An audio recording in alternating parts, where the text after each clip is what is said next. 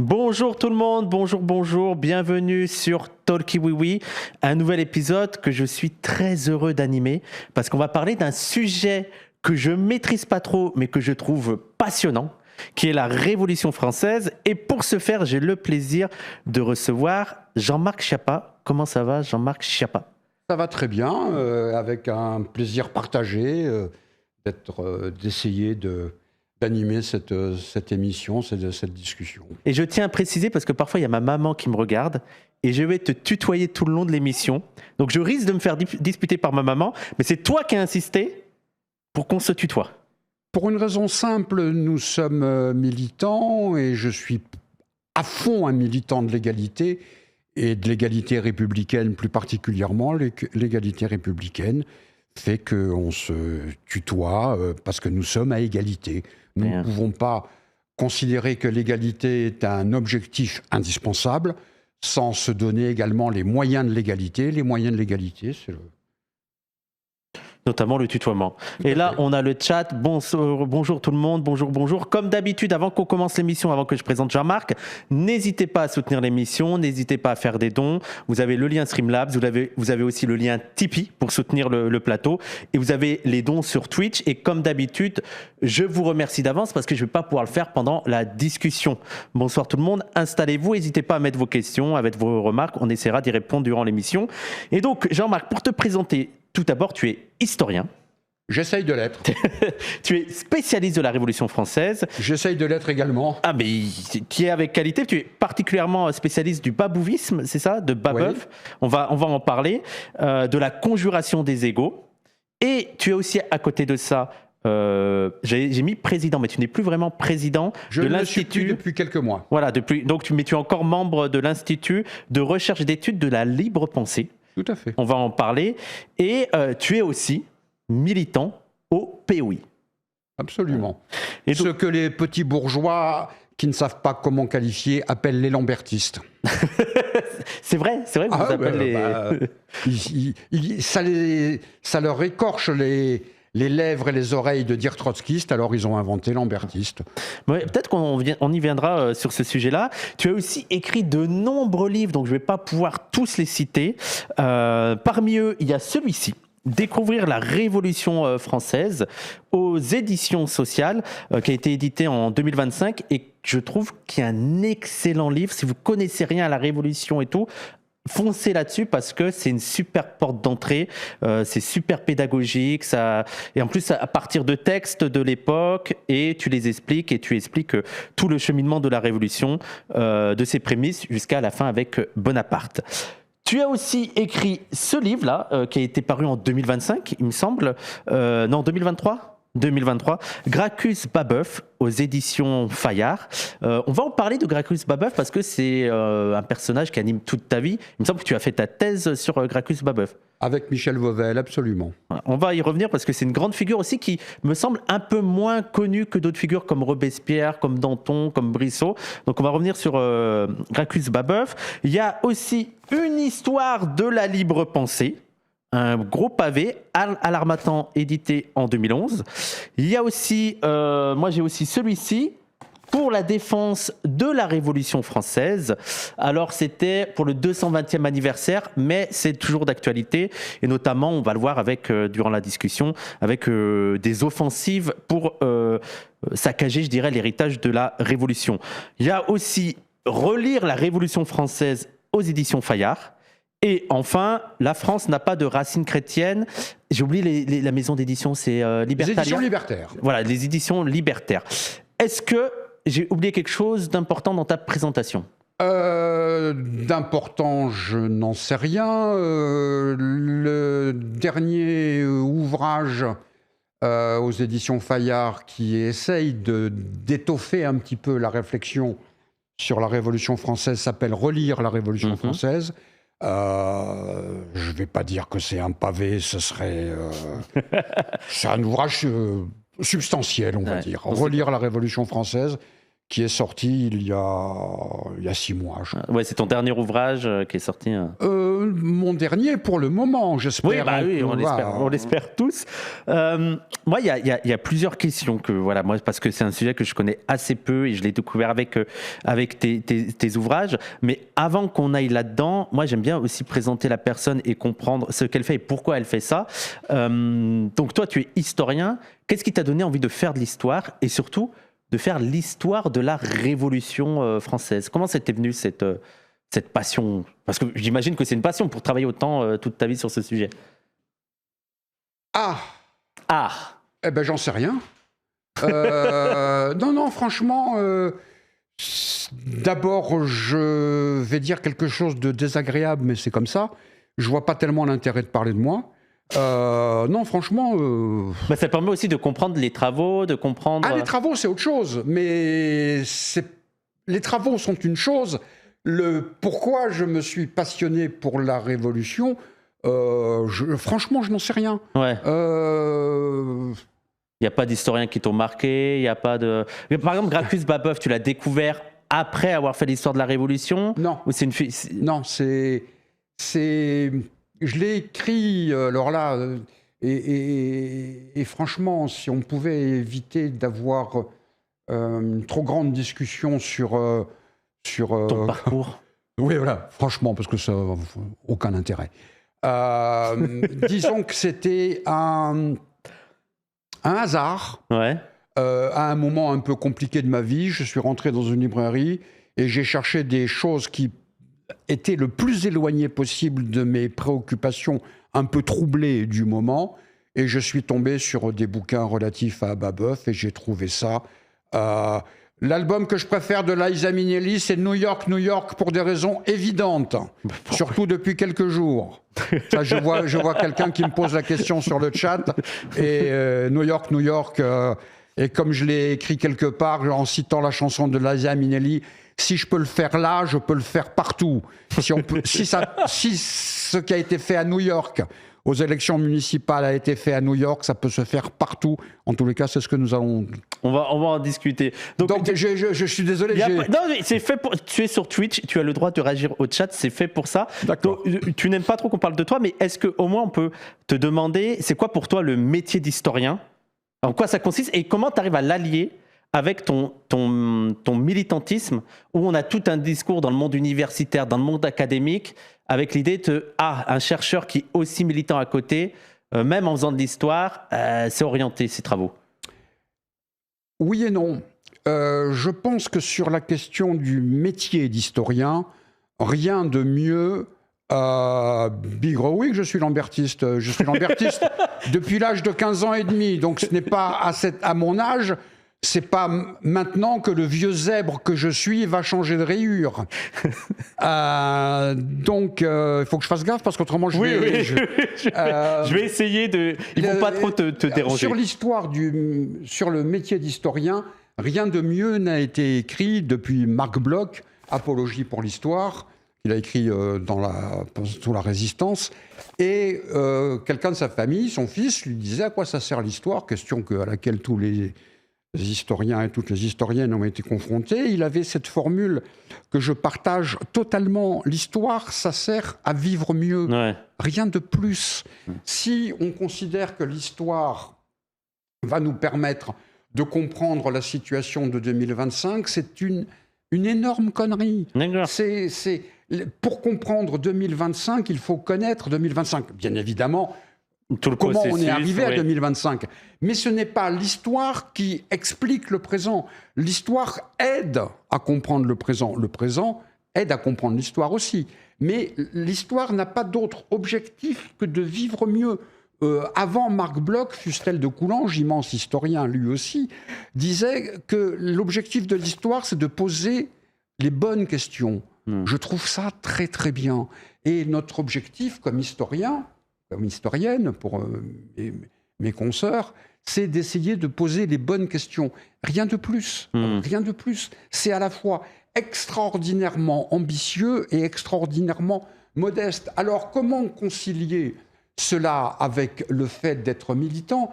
La pensée réactionnaire, pour peu que l'on puisse parler de pensée réactionnaire, c'est quand même un oxymore, la réaction considère que tout ce qui est militant est contradictoire. On ne peut pas être chauffeur de bus et militant, on ne peut pas être animateur de radio et militant, on ne peut pas être prof et militant. Pour la réaction, on ne peut pas être militant, point. Ouais, c'est vrai. Ça. Ouais. Pour la réaction, les choses sont figées, les choses sont immuables. Ouais. Les choses ne peuvent pas changer. Il se trouve que mon parcours, ma vie comme ça, a fait que je me suis retrouvé historien. Ça a à la fois beaucoup à voir avec mon engagement militant et absolument rien à voir avec mon engagement militant. Ce sont des choses que je peux concilier. Je suis tombé totalement par accident sur quelque chose qui m'a fait énormément plaisir. Une critique de mon bouquin « Relire la Révolution française » où un lecteur pertinent avait écrit la chose suivante, qu'il avait hésité à acheter ce bouquin parce qu'il connaissait mes engagements, etc., et qu'il avait peur que qu'il soit orienté. Voilà, et qu'il avait dit qu'il fallait au contraire, je le cite, saluer le sérieux et l'objectivité de l'ouvrage. C'est ça qui m'intéresse. Ce qui m'intéresse, c'est est-ce que mon propos, ma recherche, mes recherches sont inattaquables parce qu'elles sont fondées scientifiquement. Et après, ce que fait le militant Jean-Marc Chiappa, ça le regarde, c'est autre chose. Mais j'insiste bien, la réaction a toujours peur qu'on s'occupe de politique. Ouais. Je crois que c'est ça. Il ne faut pas. Vous faites un colloque, ah ben non. Oui. On va en parler probablement. Et alors, là, il y a ton métier d'historien, de militant, mais tu es aussi ancien président de l'IERLP, donc l'Institut de recherche et d'études de la libre pensée. Tu as passé 25 années en tant que président. C'est l'une, si ce n'est la plus vieille association de France, c'est ça? Est-ce que tu peux nous présenter, c'est quoi cet Institut de libre pensée? Quels sont ses objectifs? Est-ce que c'est lié à la laïcité? Est-ce que c'est lié à... Oui, on va expliquer... Isabelle d'Artagnan, est-ce qu'elle est dans cette institution? Je ne sais pas, les gens. Non, je suis en train de lire en même temps. Bien sûr qu'Isabelle d'Artagnan est maintenant la présidente de l'IRP. Oui. D'accord, c'est elle la présidente. Ok.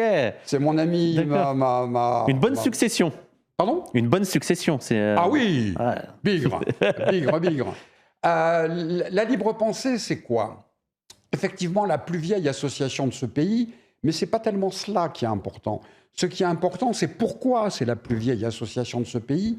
Et ça rejoint ce que j'ai évoqué ce que j'ai essayé de traiter dans le bouquin qui s'appelle « La France n'a pas de racines chrétiennes ». La France n'a pas de racines chrétiennes, pourquoi? Parce qu'un pays n'a pas de racines, un pays a des origines, un végétal a des racines. Très important comme différence. Et l'histoire de France est une histoire extraordinairement compliquée, extraordinairement riche, extraordinairement comment dirais-je, mouvante. Et ce que la réaction, plus particulièrement la réaction cléricale, a voulu faire, c'est considérer que la France, c'était la fille sacrée de l'Église. Contre cela, la Révolution, mais pas uniquement, les protestants bien avant, ont essayé de lever cette chape de plomb. Et pour lever cette chape de plomb, un certain nombre de militants, au XIXe siècle, se sont regroupés dans une association qui s'est appelée la Libre Pensée. Pourquoi la Libre Pensée? Parce qu'une pensée doit être totalement libre et une pensée ne peut pas avoir de bornes, de limites, de suggestions. C'est pour ça que des fois, on nous interroge sur le titre de notre association, Libre Pensée. La pensée doit être libre. Oui, elle doit être libre. Mais qui empêche la pensée d'être libre? C'est tous les cléricalismes, tous les dogmes. Et la libre pensée se bat contre tous les dogmes. Donc, cette association, qui bien évidemment comment dirais-je,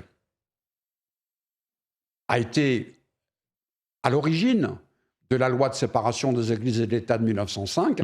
Cette association, dont on va fêter dans quelques jours le 120e anniversaire d'ailleurs, et on aura l'occasion d'en reparler, Parce qu'entre la laïcité de 1905 on va en parler, et la ouais. laïcité de Macron, Darmanin, Retailleau et autres, c'est le jour et la nuit. La laïcité, la loi de 1905 est une loi de liberté, de liberté absolue. La conception xénophobe, raciste, colonialiste des Macron, Darmanin, Retailleau et quelques autres, y compris à gauche, c'est totalement différent. Donc voilà pourquoi la libre pensée s'est dotée d'un institut de recherche. C'est l'un des objectifs de maintenant de cet institut de la libre pensée, de rappeler l'esprit de la laïcité. Tout à fait, absolument. Ouais. Avec la Fédération nationale, nous venons de sortir un communiqué il y a quelques heures sur l'annulation de ce colloque. Alors pour ceux qui ne savent pas, c'est au Collège de France, tout à fait. Sur la Palestine, mené par Henri Laurence, qui est pourtant un grand historien sur le sujet, validé par tout le monde. Et en plus, il y avait même Dominique de Villepin. Donc, donc on ne peut pas considérer que c'était... Et c'est historique que ça a été reporté alors que c'était au Collège de France d'habitude. C'est énorme, c'est un scandale sans nom. Le Collège de France a été construit pour être un lieu de débat, de confrontation, de savoir, etc. Là, on a transformé le Collège de France en Auschwitz, une interdiction de débattre. Ouais. C'est quand même assez hallucinant. Et tout ça, parce que ce sont des associations sionistes qui ont appelé à cette interdiction. Le colloque va avoir lieu. Cette interdiction a donné lieu à une levée de boucliers énorme. Il y a, y compris dans Le Monde de ce soir, une tribune de plusieurs centaines d'universitaires et intellectuels protestant là-dessus. J'ai eu l'occasion de signer cette tribune. Donc voilà, un petit peu, j'ai répondu à la fois à plusieurs questions en même temps, j'en suis désolé. Ah non, il faut une discussion chill, on se permet de divaguer ici. Moi, je vais te dire un truc sur la libre pensée, tu vas me disputer, mais quand plus jeune, j'étais persuadé que c'était Onfray. C'était Michel Onfray qui représentait la libre pensée. Parce que Onfray est un vrai escroc. Non, mais je le dis. Il y avait quand même un lien entre les deux, non?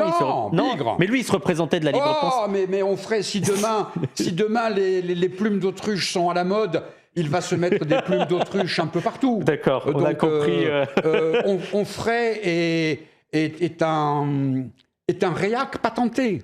Ouais. Et non seulement un réac patenté, je vais même aller un petit peu plus loin. Si vous lisez son traité d'athéologie, je ne vous conseille pas parce que vous allez vous emmerder comme c'est pas possible. Mais à un moment, il parle de la libre pensée, ce qui est son droit le plus strict, et les pages qu'il consacre à la libre pensée, c'est purement et simplement un copier-coller d'un autre bouquin. D'accord. Ah oui, il a plagié. Et on peut m'attaquer pour diffamation, je l'assume, et ça serait avec un immense plaisir que je démontrerai ça devant... Là, je n'ai pas le bouquin. L'appel est lancé. Mais avec un immense plaisir. Tout à fait. Et donc, on ferait expliquer la chose suivante, qu'il fallait remplacer la libre pensée, la liberté, par l'athéisme. Les gens sont athées s'ils veulent être athées. Les gens sont croyants s'ils veulent être croyants. Je n'ai pas, moi, comme représentant éventuel d'un État, à dire il faut penser ceci ou il faut penser cela. Mais ce serait absurde, ce serait contraire à la libre pensée, quoi. Robespierre, et on revient à la Révolution, avait cette formule géniale. Il disait « Celui qui interdit la messe est aussi fanatique que celui qui l'a dit ». Je suis, comme Robespierre, à fond pour la liberté. Et la liberté, c'est la liberté de conscience, c'est chacun pense ce qu'il veut, ou ce qu'il peut. Et chacun se débrouille, on va dire, ou ce qu'il peut, parce que bon... et donc, Onfray, qui est devenu un des multiples... Mais surtout qu'il renoue avec le christianisme, lui, là, ces derniers temps, alors qu'il était sur le truc athée, il a un peu une défense de l'héritage chrétien français. C'est normal. Charles Maurras, immense réactionnaire s'il en est, mais qui lui avait du talent, était personnellement athée, mais il expliquait qu'il fallait le cléricalisme et l'Église pour défendre l'ordre social. D'accord. Ces gens-là ne font que reprendre ce que disait Napoléon Bonaparte quand il a signé le Concordat, en disant quand il y a un homme qui meurt de faim et un homme riche à côté, si vous n'avez pas l'Église qui explique que tout ça c'est l'ordre voulu par Dieu, vous allez avoir des tas de problèmes. Ouais. C'est ça. Ah, c'était cynique à ce point-là. Le but des religions est d'expliquer qu'un jour, après ta mort évidemment, tout ira bien, mais en attendant, tu es là pour en baver. Oui, tu acceptes l'inégalité. Exactement. Exactement. On va venir sur la Révolution. Alors, avant qu'on aille vraiment dans les détails, j'aurais 2-3 questions d'ordre plus général. Tu parles beaucoup de défendre l'héritage de la Révolution. Qu'est-ce que ça voudrait dire pour toi et qu'est-ce qu'il faudrait retenir comme élément important de la Révolution française? Alors d'abord, je n'utilise pas le terme héritage, parce que héritage... Ah oui, c'est pour la défense de la Révolution française, pardon. Non, mais c'est pas un problème. Au contraire, ça me donne l'occasion d'expliquer pourquoi je ne parle pas d'héritage, parce que héritage fait comme si c'était un blot qu'il fallait faire fructifier ou pas. Or, à mon avis, l'idée essentielle de la Révolution, la chose essentielle de la Révolution, c'est sur cette idée que je termine un petit ouvrage qui est un livrio sur la Révolution française, qui explique que l'acquis, la force de la Révolution, c'est d'avoir montré et de montrer que rien n'est immuable, rien n'est intouchable, rien. Quand les réactionnaires disent ça a toujours eu lieu, c'est comme ça et puis ça a toujours eu lieu jusqu'au jour où ça n'a plus lieu. Personne n'est monté sur la Lune jusqu'au jour où Neil Armstrong est monté sur la Lune. Le mur de Berlin est resté jusqu'au moment où le mur de Berlin est tombé. La Bastille était là jusqu'au moment où la Bastille est tombée, etc., etc., etc. Le mot toujours, la notion d'éternité est une notion totalement incompatible avec l'esprit humain. L'esprit humain considère que tout peut changer.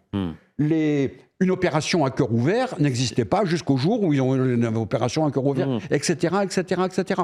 Donc c'est ça qui, à mon avis, est l'élément majeur de la Révolution, non la monarchie absolue de droit divin éternel, elle peut tomber. D'accord. La Ve République peut tomber. Les municipalités réac de New York qui se sont succédées peuvent tomber. Je l'expliquais souvent à mes élèves et absolument, la révolution est permanente, par définition. J'expliquais ça à mes élèves, et pas uniquement à mes élèves. Si les yeux sont placés devant le visage, c'est parce que nous devons toujours voir l'avenir. C'est pas... Les yeux, ils sont pas derrière le visage pour voir le passé. Les yeux, ils sont faits pour voir l'avenir, donc pour permettre à l'humanité de modifier son histoire. L'histoire, c'est pas c'est le passé, bien évidemment, comme en tant que science. Mais l'humanité, elle est en perpétuelle évolution. Autrement, il n'y aura plus qu'à se tuer, quoi. Mais d'ailleurs, tu parles de la révolution de 89 comme une révolution absolue. Ah, tout à fait. Ça veut dire quoi? C'est justement cette idée que tout a été repensé, il y a une immense liberté de changer l'ordre qui était établi? Alors, pour 2 raisons, j'utilise cette expression-là. Quand on écrit Nietzsche, on met un E final à Nietzsche. La Révolution française est une révolution absolue pour 2 raisons. D'abord, parce qu'elle avait à combattre une monarchie absolue. On ne peut pas combattre une monarchie absolue par des demi-mesures. Pour combattre une monarchie absolue, on ne peut la combattre qu'absolument. Donc il fallait aller jusqu'au bout. Ça, c'est la première chose. Et en quoi est-elle une révolution absolue au sens de régénération? J'avais écrit dans un... Je ne sais plus où d'ailleurs, que la Révolution française était la mère de toutes les révolutions, et je ne sais plus quelle publication gauchiste à la con m'avait daubé en disant oui, mais oui, c'est la mère de toutes les révolutions. Et les révolutions qui ont suivi la Révolution française, y compris la Révolution russe de 1917, pour une large part, ont cherché à s'inspirer de la Révolution française. Pourquoi c'est une révolution absolue? Parce qu'elle a voulu absolument tout changer, y compris les noms. Oui, les noms des départements, les noms des gens, oui. pour des raisons Le nom du calendrier. Le nom des calendriers, le système métrique, le système de poids. Ils ont pris un monde ancien qu'ils estimaient pourri, ils ont voulu faire un monde neuf. C'est pas mal. Ouais. Oui, c'est énorme le travail. Et quand on regarde, il se trouve qu'actuellement, je suis en train de travailler sur absolument. Et non seulement Kant était très à jour sur le déroulé de la Révolution française, mais Kant, un immense philosophe allemand, qui était connu pour son ordre scrupuleux des choses, il paraît que quand il a appris la chute de la Bastille, c'est le seul jour où il a interrompu sa promenade quotidienne qui était à heure fixe, bien précise. On ne peut pas imaginer l'impact de la Révolution française sur tout le monde qui pouvait être au courant. Il faut que j'arrête de regarder le chat parce que j'ai tendance à... On en parlera, mais même Haïti a été influencé par ça. Pardon ? Haïti. Oui, en dehors de... La première révolution, la première République noire, ils l'ont payé cher, et ils le payent cher, parce que le truc était très simple. À partir du moment, on est en plein dans la discussion sur la révolution absolue et sur la révolution française et sur Robespierre.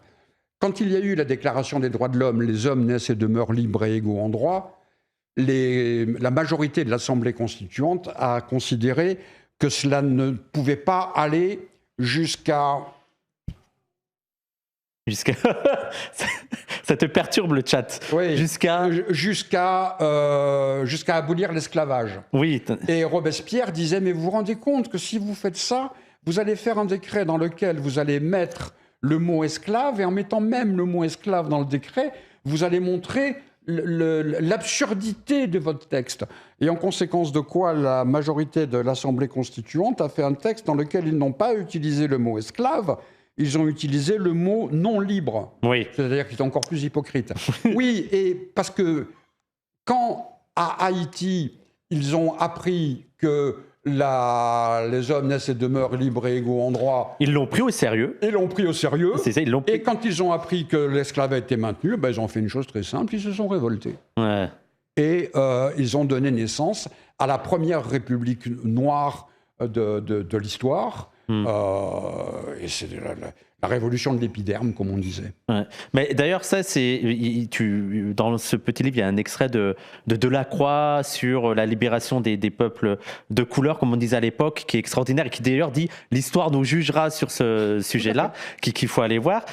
Et en fait, en somme, sur la révolution, c'est qu'il y a eu des révolutionnaires sincères qui étaient pour la fin de l'esclavage, pour l'égalité totale, dont faisait partie notamment Robespierre, mais que la mise en pratique a été difficile, notamment à cause de certains colons qui avaient des intérêts là-dedans et qui, tout en étant révolutionnaires, entre guillemets, en métropole, étaient contre-révolutionnaires dans les colonies. Et il y avait aussi une difficulté, notamment à partir de la distance, de vérifier que ce soit mis en pratique. On va formuler le problème, avec ta permission, légèrement différemment. Vas-y. Quand la Déclaration des droits de l'homme et du citoyen dit « Les hommes naissent et demeurent libres et égaux en droit », c'est génial, à une condition près. C'est qui les hommes dont il est question? Or, pour une partie, pour les démocrates, c'était tout le monde, y compris, pour parler comme le révolutionnaire Rome, il disait « les hommes des deux sexes », ce qui montrait que la Déclaration des droits, pour quelques-uns, ça incluait la libération de l'égalité des femmes, mais pour un paquet, ce qu'on va appeler, la formule n'est pas bonne, mais c'est pas grave, les dirigeants étroitement bourgeois, les hommes, c'était ceux qui étaient en capacité d'eux. Et surtout les propriétaires? Pas obligatoirement. Sieyès, par exemple, quand il commence à travailler, j'essaie de l'expliquer dans Relire la Révolution française, quand il essaye d'expliquer le droit de vote, dit il faut exclure du droit de vote les étrangers, ce que la Révolution en 1793 ne fait pas. Il faut exclure les femmes, il ajoute hypocritement en l'état actuel des choses. Il faut exclure les domestiques parce que les domestiques étant assujettis, ils ne sont pas libres. Il faut exclure les enfants, et là on arrive à quelque chose d'extraordinaire. Quand les discussions sur l'âge de l'enfance à quel âge faut-il fixer la fin de l'enfance? Ils disent 25 ans. 25 ans, ça veut dire quoi? Oui, ça veut dire 25 ans, c'est quand tu fondes une famille. D'accord. C'est-à-dire que pour Sieyès et un paquet de rédacteurs de la Constitution, de la Déclaration des droits, les hommes, c'est les hommes en capacité de, c'est-à-dire instruits, domiciliés, plus ou moins propriétaires, ou s'ils ne sont pas vraiment propriétaires, ceux qui vont payer des impôts, le fameux sens. Donc c'est quand même, les hommes naissent et demeurent libres et égaux en droit, génial, mais qui décide qui sont les hommes? Oui. C'est ça le problème. Oui. Et donc, dans cette logique-là, c'est là-dessus que la révolution va se diviser, on va dire. Les esclaves ne sont pas considérés comme faisant partie de l'humanité. Oui. Ils ne sont pas assez évolués. Ils sont pas assez évolués. Ils expliquent, un certain nombre de ces gens-là expliquent que...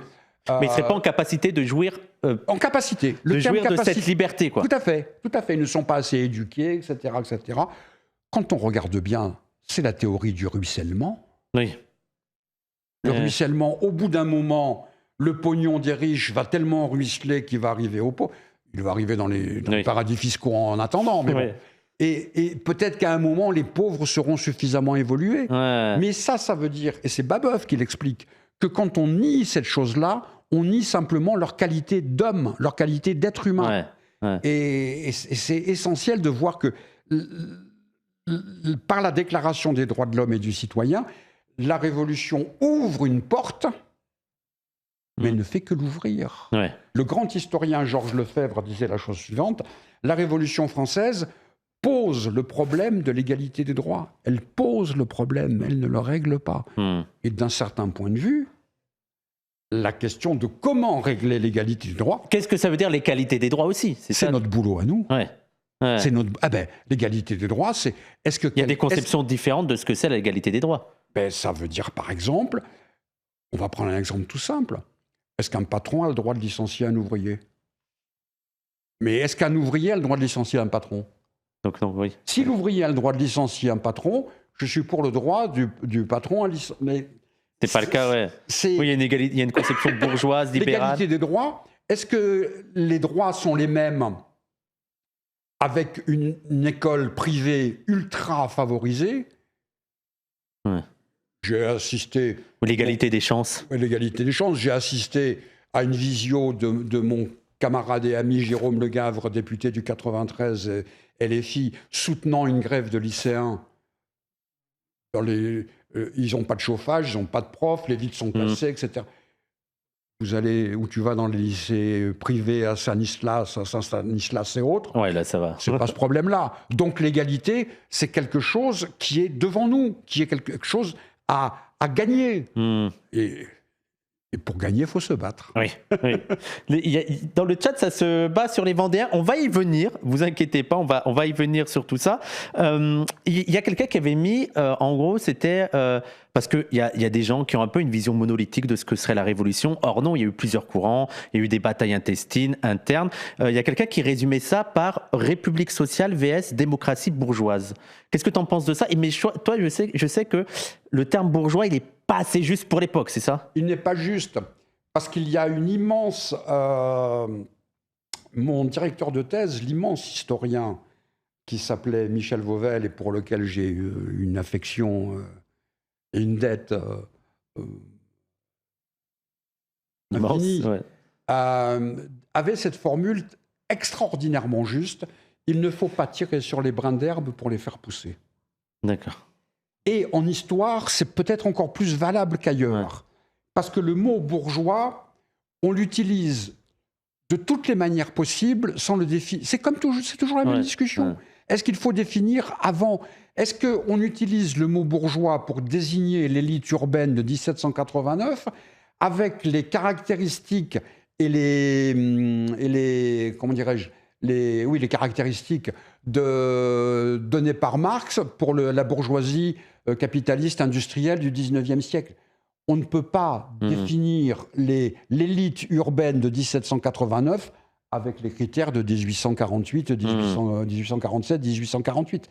C'est pas normal. Donc c'est pour ça que cette notion de bourgeoisie appliquée à la Révolution ne m'emballe pas parce que d'abord, on ne définit pas ce qu'est la bourgeoisie. La bourgeoisie, le grand historien belge Henri Pirenne disait l'élite urbaine des hommes qui vivent de leurs propres travaux.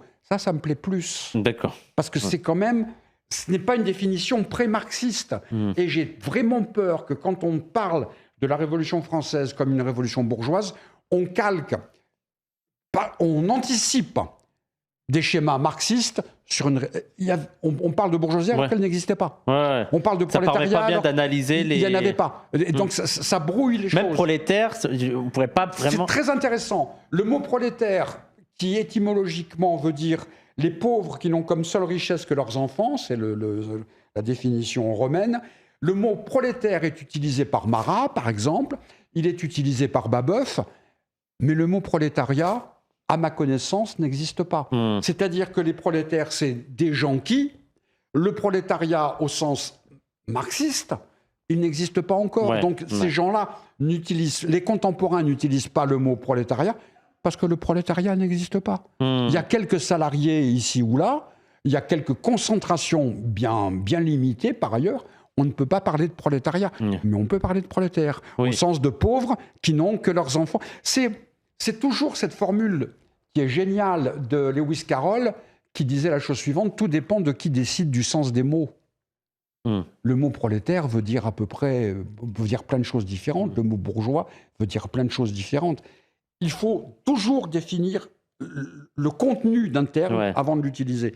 Donc je me suis un peu esbigné de la question que tu posais. Oui, c'est très bien. Je regarde un petit peu les questions. Et sur le prolétariat, donc oui, il y a des difficultés. Il faut éviter les anachronismes. Il faut vraiment être clair un peu sur les termes. Et est-ce que... moi, il y a quelque chose que j'ai jamais bien compris, et je me permets que tu sois là pour m'expliquer des catégories. Mais par exemple, les sans-culottes. Est-ce que les sans-culottes, ce serait ce qui se rapprocherait le plus de ce qu'on appelle aujourd'hui? Oui, c'est autre chose. C'est quoi? C'est les pauvres des villes? C'est Pas du tout. J'ai jamais bien compris. Mais est-ce que il n'y a absolument. Il y en a certains qui faisaient aussi l'héritage entre les gilets jaunes et les sans-culottes. Mais... Ah, ça c'est encore différent. Ouais. Oh, c'est génial tout ça. J'ai des bonnes questions, j'ai des bonnes. Oui. C'est génial parce que avoir une difficulté de compréhension des sans-culottes, c'est vraiment pas un problème parce que les historiens, depuis la thèse d'Albert Soboul en 58 et même avant, se cassent la tête là-dessus et n'arrivent pas à définir vraiment ce que sont les sans-culottes. Est-ce que c'est une catégorie sociale? À un moment, on considérait que c'était les révolutionnaires des catégories pauvres, les artisans, etc. C'est pas vrai. Le menuisier Duplay, qui avait du pognon, se considérait comme un sans-culotte. Et tel pauvre n'était pas nécessairement un sans-culotte. Un sans-culotte est beaucoup plus une catégorie politique. D'accord. J'ai failli dire une énorme connerie. Et beaucoup plus une catégorie politique qu'une catégorie sociale. Les sans-culottes, ce sont la couche militante au sens culturel du terme qui va permettre que la révolution triomphe. C'est essentiellement parisien. Ça se trouve également un peu à Marseille, mais dans de moindre qualité. En tout cas, c'est urbain. Mais c'est urbain. Et surtout Paris. Les sans-culottes, c'est urbain. Et ce sont des révolutionnaires. Et ce sont des révolutionnaires qui aimeraient se dire pauvres. Ce qui ne veut pas dire qu'ils le sont obligatoirement.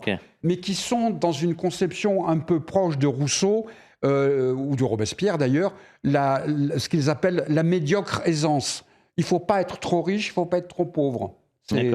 Alors, sur les gilets jaunes, c'est là... Parce qu'il y a des gilets jaunes qui se sont revendiqués des Mais ils ont raison, et je vais essayer de l'expliquer. Je pense que le mouvement des gilets jaunes est quelque chose dont on ne mesure pas assez l'importance politique, sociale, culturelle. Parce que quand on regarde bien, c'est quoi? Pendant des années et des années, et ça correspond aux années de la gauche molle, je dis la gauche molle parce que je suis quelqu'un de poli, je ne vais pas dire la gauche merdeuse, mais cette gauche dont il ne faut jamais oublier que Macron était un ministre de Hollande, il ne faut jamais l'oublier. Ça. Bon. Oui.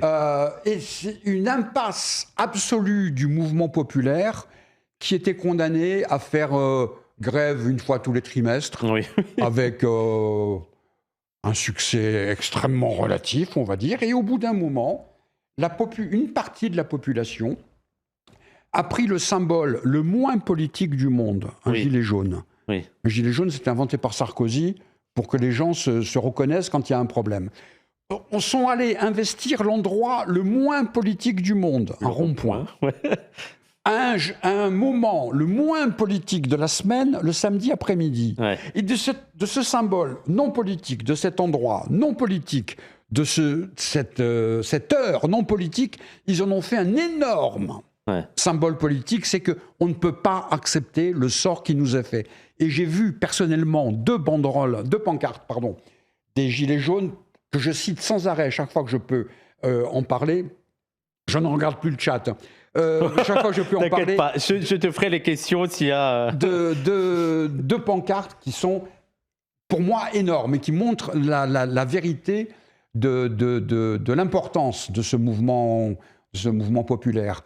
La première, c'était 1789, 1968, 2019. C'est-à-dire qu'il se situait directement dans une continuité révolutionnaire. Ce qui ne veut pas dire que tous les gilets jaunes étaient des sans-culottes ou je ne sais pas quoi. Oui, les gens, quand ils manifestent, des fois, ils ont de la merde dans la tête. C'est la vie. Oui, bien sûr. Ce qui compte, c'est le processus. Et deuxième pancarte qui est particulièrement émouvante, qui est la suivante. C'était « Nous avons retrouvé la fraternité, il nous reste à reconquérir la liberté et l'égalité ». C'est génial. Ça veut dire que la devise républicaine, quand on regarde bien la devise républicaine, liberté, égalité, fraternité, c'est une devise extraordinairement révolutionnaire. Et cette devise, elle existe encore. Parce que les gilets jaunes... gens y croient. Mais nous, il y a beaucoup de gens qui ne comprennent pas, notamment dans les quartiers où les jeunes noirs et arabes qui ont été déçus par la République, parce qu'on y a cru à ces trucs de égalité, fraternité. Il faut y croire non pas comme quelque chose d'hérité, ce qui est faux, mais quelque chose à conquérir. Et par ailleurs, il faut toujours savoir que le mot fraternité a été ajouté à la devise par Robespierre, parce que Robespierre disait « liberté et égalité, les deux termes ensemble ne valent rien si vous n'avez pas la fraternité ». Il disait, on peut traduire ça de la manière suivante, on ne peut pas être libre si on n'est pas à égalité. Si on est à égalité et qu'on n'est pas libre, c'est une égalité d'esclaves. Et si on est libre et qu'on est à égalité, on a obligatoirement les uns envers les autres des sentiments de fraternité. C'est très puissant. Donc c'est pour ça que cette devise républicaine, liberté, égalité, fraternité, qui a été conchiée par tous les gouvernements depuis 1794, il faut la retourner, il faut la reprendre. Parce que la République, c'est quoi la République étymologiquement ? Res publica, la chose qui nous appartient.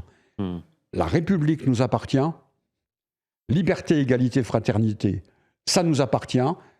Donc c'est pour ça qu'il faut fiche en l'air la Ve République qui n'a que de République que ce nom. On va y venir d'ailleurs, mais sur l'image d'ailleurs de Macron comme monarque et tout le truc qu'il y a autour de ce folklore. Et juste avant, aussi sur la Révolution.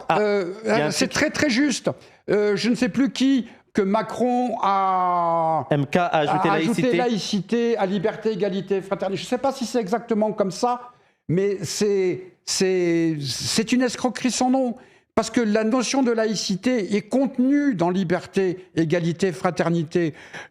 Liberté, ça veut dire que je crois ou je ne crois pas, je suis libre de croire ou ne pas croire. Égalité, ça veut dire que j'ai la même possibilité d'exercer ma croyance ou ma non-croyance que les autres. Il n'y a pas une religion qui serait supérieure à un autre. Et fraternité, parce que comme je l'ai dit, on a obligatoirement les uns envers les autres des sentiments de de fraternité. Donc rajouter laïcité, c'est une escroquerie, d'autant plus une escroquerie de la part de Macron, parce que pour lui, la laïcité, c'est très simple, c'est abat les Arabes. C'est ça que ça veut dire. Je vais t'attraper en plein vol, parce que c'est une question que je voulais te poser, parce qu'il y a beaucoup de musulmans en France qui deviennent de plus en plus, je vais dire, sceptiques sur l'idée de défendre la République ou la laïcité, parce qu'ils ont l'impression que c'est utilisé contre eux. C'est utilisé contre eux. Est-ce que pour toi, les musulmans de France ont intérêt à défendre cette notion de laïcité, alors pas vraiment depuis la Révolution française, mais telle qu'elle a été instituée au fil des années? La preuve, c'est que le meeting pour le 120e anniversaire de la loi de 1905, à la tribune, il y aura des associations de travailleurs immigrés. Parce que justement, c'est aussi une manière, je vais utiliser un terme qui va peut-être ne pas plaire, mais c'est pas grave, de les protéger. Je suis extrêmement sensible à la devise des syndicalistes américains qui disaient la chose suivante: un coup contre un et un coup contre tous. Et quand on frappe quelqu'un de mon camp, on frappe tout le monde. Donc je suis obligé, enfin c'est pas que je suis obligé, je ne peux pas faire autrement que le protéger. Et quand on regarde bien, c'est Chirac qui a inventé cette imbécilité de dire l'islam est une religion nouvelle en France, donc il faut adapter la loi de 1905. C'est une religion tellement peu nouvelle en France que dans Relire la Révolution française, mais je l'avais déjà publié ailleurs, le 25 décembre 1789, à la tribune de l'Assemblée, le député alsacien Heller dit, c'est au moment où on discutait du droit de la citoyenneté pour les protestants, parce que les protestants n'avaient pas la citoyenneté jusqu'en 1789, pour les juifs, etc., disait « il faut aussi accorder la citoyenneté aux Mahométans ». Qui était le terme qu'on utilisait pour parler des musulmans. Utilisait à l'époque. 1789. Donc, si à la tribune de l'Assemblée nationale... Je ne savais pas du tout ça, d'accord. Pardon ? J'étais pas du tout au courant. Mais c'est pour ça que je fais des bouquins. Si à la tribune de l'Assemblée nationale en 1789, un député pose la question du droit de vote pour les Mahométans, quelle est cette aberration de Chirac et de plein d'autres de dire que l'islam est une religion nouvelle en France? Alors évidemment, il n'y avait pas des millions comme maintenant, mais la question n'est pas une question de nombre, la question est une question de droit. Et d'ailleurs, il y a aussi quelque chose que j'ai cité dans La France n'a pas de racines chrétiennes, mais dans d'autres bouquins aussi. Au XIXe siècle, il y avait un député du Doubs qui s'appelait Grenier, qui avait fait son service militaire en Algérie, qui était revenu emballé, qui s'était converti à l'islam et qui a été élu député. D'accord. Et qui faisait ses ablutions et qui était connu par tout le monde comme étant un musulman. Alors ça avait des réactions de tous ordres. Des réactions qui disaient « on s'en fout, c'est un type bien ». Non, sérieux. Hein. Oui, bah oui. Et des réacs qui disaient « de quoi ?» Enfin, les retaillots de l'époque. Mais c'est pas nouveau, quoi. Mais c'est pas quelque chose de... la loi de 1905, dans son article 43, prévoyait que la loi de 1905, justement, devait être étendue en Algérie, département français à l'époque. Qui n'a pas été fait, d'ailleurs. Ça n'a jamais été fait. Les Algériens là-bas demandaient l'application de la laïcité. Tout à fait, à commencer par Messali. Oui. Puisque... Messali Hadj. J'ai eu l'occasion de travailler un petit peu sur Messali, et je me permets de saluer sa famille qui a été éprouvée par un deuil tout récent. Et Messali, mais les oulémas, etc., expliquaient que, avec un argument très simple, si la loi est bonne en France, elle est bonne en Algérie. On ne peut pas dire nous sommes un département français et n'avoir qu'une partie des... Ça expliquait bien que c'était une colonie. C'était une colonie avec... Puisque les lois étant adaptées, c'est le principe d'une colonie. Et ce qui est très curieux, c'est que quand il a fallu... Je suis désolé, je fais un parenthèse là-dessus. Quand la loi de 1905 a dû être appliquée en Algérie, intéressant, en Algérie, les différents gouverneurs ont estimé qu'il fallait 2 critères, et notamment un des critères pour payer les imams, parce que les imams étaient payés. La loi de 1905 dit l'État ne subventionne aucun culte, mais en Algérie, les imams étaient payés. Mais ils étaient payés, et un des 2 critères du choix pour être payé, c'était la fidélité envers la France. D'accord. C'est explicitement le mot fidélité. Mais quand tu regardes bien, tu prends le fonctionnement, j'ai écrit là-dessus, et ça va sortir dans le prochain numéro, ça va être republié dans le prochain numéro de la revue culturelle de la libre pensée qui s'appelle l'idée libre. Il n'y a pas de différence entre le fonctionnement de la loi de 1905 en Algérie et le conseil consultatif du culte musulman. D'accord, ouais, c'est le même. On choisit les bons. Oui, bah oui. On choisit les bons. Choisit qui sont les représentants légitimes, entre guillemets. Oui, un imam, à Drancy, par exemple. On ne dira pas son nom, mais tout le monde a deviné. On prend les bons. Ouais. Et les autres, c'est des wokistes, islamo-gauchistes, etc. etc. Comment dirais-je, suppôts du Hamas, etc. Bon. Mais c'est toujours le principe de l'État totalitaire. L'État totalitaire dit, toi tu es bon, toi tu n'es pas bon. Ouais, je suis d'accord. Et d'ailleurs, c'est toujours ce qu'on a défendu, nous, c'est de revenir à la loi de 1905 sur la question de laïcité. Je voulais continuer sur l'aspect un peu plus religieux et révolution. Moi, il y a le rôle du clergé là-dedans qui est assez spécial parce que on a des figures comme l'abbé Sieyès, mais aussi d'autres figures, et qui ont rejoint plutôt la révolution, alors qu'on pourrait se dire qu'ils avaient intérêt à continuer à défendre leurs privilèges et tout. Donc, il y a eu des membres du clergé qui ont rejoint la révolution. Mais en même temps, l'Église a aussi été une figure contre-révolutionnaire. Ça, il y a eu une division interne au clergé. Ah, bigre. D'abord parce que le clergé, avant la Révolution, est quelque chose d'extraordinairement composite. Par exemple, il était de notoriété publique que Eh oui, j'aime bien dire bigre. Parce que alors pour ceux qui dans le chat, il y a le mot bigre. Et en gros, dès que tu dis bigre, ils boivent. Ah alors je vais le redire plus souvent. Ils ont fait un bingo. Et qu'ils nous disent ce qu'ils boivent surtout.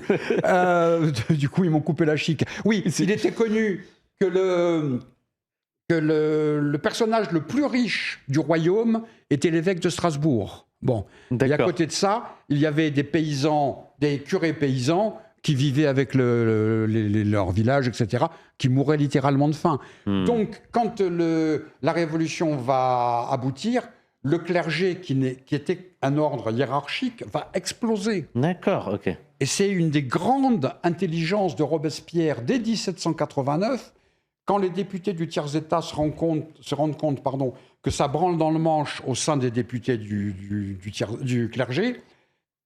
À l'initiative de Robespierre, ils vont faire une démarche pour que les députés du clergé rejoignent ceux du tiers-État. Résultat, les curés des paroisses vont rejoindre le tiers-État et les évêques, en grande partie, c'est pas aussi simple que ça, parce qu'il y a des individualités dans un cadre. Oui, il y a l'évêque Talleyrand, par exemple. Voilà. Talleyrand. Mais le clergé va exploser. Parce que le clergé est un ordre au sens du XVIIIe siècle, qui n'a de sens que... il faut revenir à la division de la société. À l'époque... Il y a une hiérarchie au sein de clergé, c'est ça ? Bien sûr, d'une part, et le clergé a une fonction très précise. Le clergé doit prier pour le reste de la société. Et le reste de la société doit nourrir le clergé. Donc des impôts faramineux, des richesses énormes, 10% du territoire foncier, ce qui va aboutir à un phénomène d'éradication de la vente des biens nationaux, etc. Mais le clergé va exploser parce que le clergé n'est pas une classe sociale. C'est un ordre extraordinairement composite. Donc un paquet va rejoindre la Révolution. Mais il ne faut pas confondre, parce que ce n'est pas exactement la même chose, le clergé et l'Église. L'Église est un système, une hiérarchie qui dépend de Rome. Du pape, qui était contre-révolutionnaire. Voilà.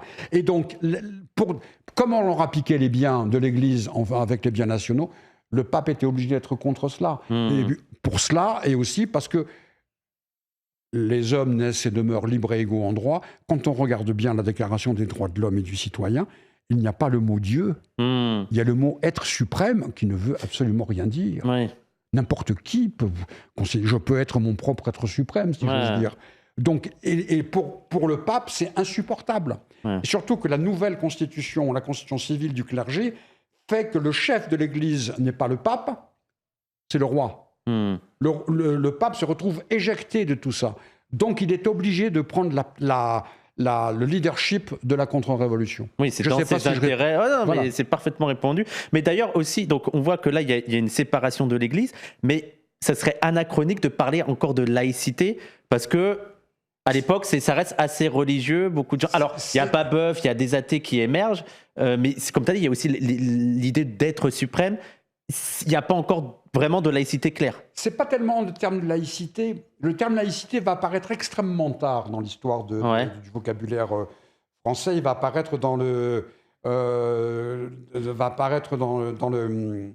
à la fin du 19e siècle.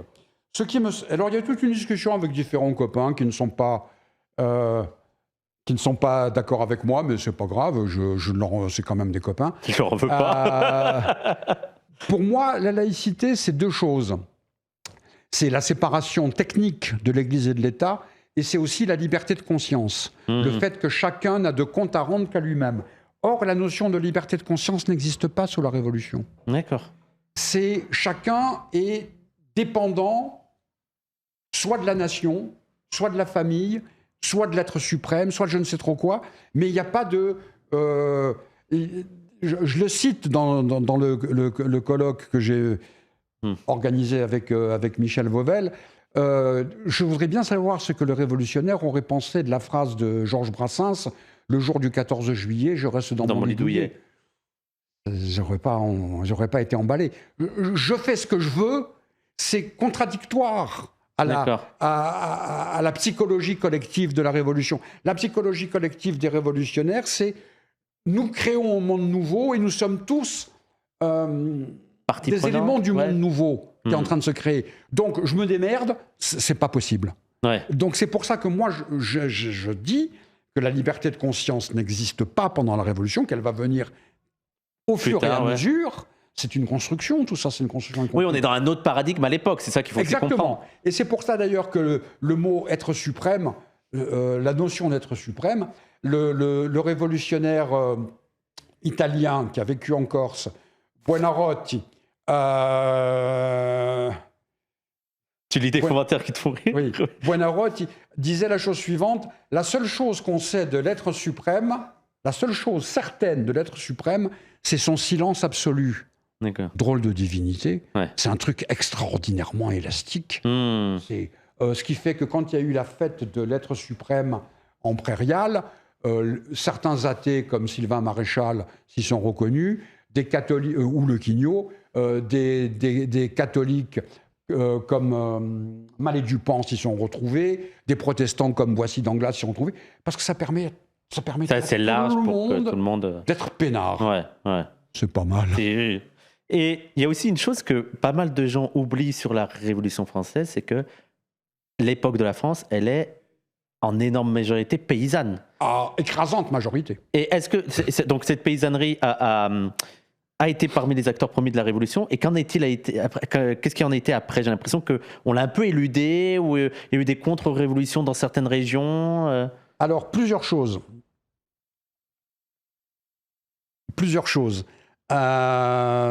C'est l'écrasante majorité de la population est une population... 90, 80... Oui, 90%. De cet ordre-là. Ce que je qualifie personnellement, ce que je donne comme définition de la Révolution, c'est non pas la stupidité qu'avait utilisé Clémenceau en disant la Révolution est un bloc, c'est pas vrai, c'est pas un bloc. C'est une coalition. C'est une coalition de toutes les forces qui veulent en finir avec la monarchie absolue. Et quelles sont les forces qui veulent en finir avec la monarchie absolue? L'élite urbaine, on va dire bourgeoisie faute de mieux. Les catégories pauvres urbaines, ce que faute de mieux, on va appeler les sans-culottes, et les paysans. Les paysans sont écrabouillés par la faiblesse de la production, par le fait que le capitalisme agraire est en train de se développer et en train de les massacrer, et par toutes les pressions de taxes du clergé, de la féodalité, etc. Donc, ce qui a lieu depuis 1788, on va dire, et qui va parcourir toute la Révolution, c'est que toute la Révolution, à ce moment-là, c'est une immense émeute paysanne. Et les paysans, qu'est-ce qu'ils veulent? ils veulent la terre pour travailler. C'est leur revendication. C'est leur revendication. Ils veulent vivre. Et pour vivre, pour un paysan, c'est avoir... Sachant qu'à l'époque, il y avait quand même une bonne image du roi malgré tout. C'est ça qui est... Ah, mais tout le monde a une bonne image du roi. Ouais. C'est la révolution, le processus de la révolution et la politique du roi qui va aboutir à ce qu'elle se corrode totalement par ses trahisons, etc. etc. Mais et les paysans, ils veulent vivre. La préoccupation d'un paysan, c'est de qu'est-ce que je vais bouffer demain. Or, la révolution va faire quelque chose. Elle va mettre du temps. L'abolition des privilèges de la nuit du 4 août, c'est du baratin son nom. Du baratin. Puisque les privilèges sont déclarés rachetables. Bon, quand je voulais expliquer ça à mes élèves, je disais c'est simple, on va dire qu'il n'y a plus de contrôle, mais on va remplacer ça par des devoirs en classe. D'accord. Bon, c'est rachetable. Bon. Il faut attendre 1793 pour que les biens de l'Église, mais aussi les biens des nobles, etc., soient partagés et que les paysans aient une petite propriété. Ça va avoir une importance considérable dans l'histoire du pays. Pourquoi ? Parce qu'il ne va pas y avoir en France ce qu'il va y avoir en Angleterre, en Allemagne, en Belgique, qui est l'exode rural, où les paysans vont être amenés à quitter la campagne pour aller travailler en ville et voir les putes. Il faut quand même dire les choses. Je m'y attendais pas. Mais en général, quand je disais ça à mes élèves, ils ne s'y attendaient pas non plus. C'est quand même pour ça qu'ils allaient, en grande partie. J'aurais pas dû dire ça, mais c'est pas grave. Et donc cet exode rural ? Voilà. Donc il n'y a pas eu ça parce qu'ils avaient de quoi survivre. D'accord. Et quand l'industrie s'est développée en France, il a fallu créer un prolétariat. Ouais. Or, le prolétariat, ils l'ont cherché où ? C'est là qu'on comprend l'immigration. D'accord. Parce qu'il a fallu chercher... Quand tu vas en Lorraine, par exemple, le nombre de patronymes italiens ou belges... C'est dû à ça, ils sont les... Le nombre d'artisans allemands en 1840 à Paris... quand j'ai eu l'occasion de faire un film avec différents copains sur Messali, on est allé filmer à Renault. À Renault, 10% des ouvriers étaient des Algériens. Ouais. Même maintenant, à Renault-Billancourt, tu vois, c'est pas mal effacé, mais tu vois encore « Vive le MNA ». Le MNA, c'était le nom du mouvement national algérien de Messali. Donc, pour que ça soit aussi fort, 10%. Ouais, c'est énorme. Tu vas dans le Valenciennois, dans le Nord-Pas-de-Calais, c'est énorme. Pourquoi ? Parce que les paysans français n'ont pas quitté leur terre. Rétrospectivement, ça va expliquer la révolte des sous-préfectures des Gilets jaunes. Ouais. Ça va expliquer aussi l'extraordinaire attachement de la population française au salon de l'agriculture. Il y a presque plus de paysans, mais tout le monde va au salon de l'agriculture parce qu'il y a une forme de... Non, mais... Parce que... Et ça, c'est... comment dirais-je ? Si on ne comprend pas la Révolution française, on ne comprend pas ce truc-là. D'accord.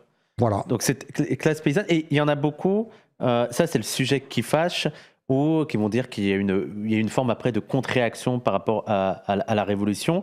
Et le sujet qui fâche, ils n'arrêtent pas d'en parler. Il y a d'abord la terreur. Alors là, c'est un gros sujet. Je pense qu'il faudrait un épisode complet sur la terreur pour pouvoir vraiment explorer toute la complexité du sujet, parce que ça pose aussi la question de l'exercice du pouvoir en temps révolutionnaire. Déjà, la première chose, avant qu'on aille sur la Vendée, c'est qu'est-ce qu'on doit répondre à quelqu'un qui veut réduire la révolution à la terreur et qui veut discréditer la révolution à partir d'épisodes de la terreur. C'est une question très compliquée, je trouve, à répondre. Pas du tout. Ouais ? Pas du tout. Vive la terreur. Non, je rigole, pas du tout.